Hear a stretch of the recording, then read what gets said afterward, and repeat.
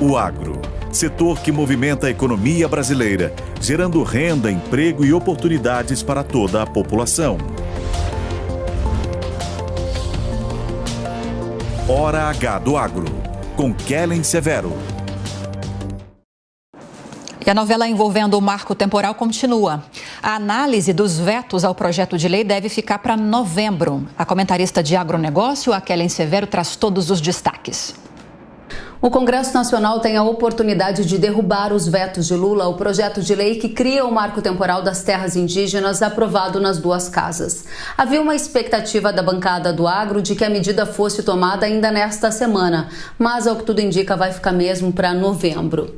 O presidente da Frente Parlamentar da Agropecuária, uma das maiores do Congresso Nacional, já disse ter os votos suficientes para a derrubada dos vetos do marco. Vale lembrar que a votação da Câmara e do Senado, ela foi uma resposta dos parlamentares à decisão do STF, o Supremo Tribunal Federal, que considerou inválida a tese do marco, que a própria Corte havia definido anos atrás.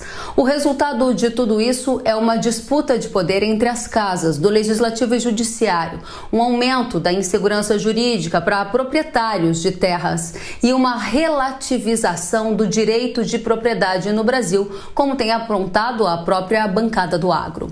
O Lula vetou vários pontos do texto, entre eles o que condicionava a demarcação de terra indígena à presença dos povos na área demandada na data da promulgação da Constituição, ou seja, em 1988. Foi vetada também a previsão de indenização para proprietários que tiverem títulos de terra e que eventualmente forem demarcadas como indígenas, e vetou a proibição da ampliação de demarcação de terras indígenas.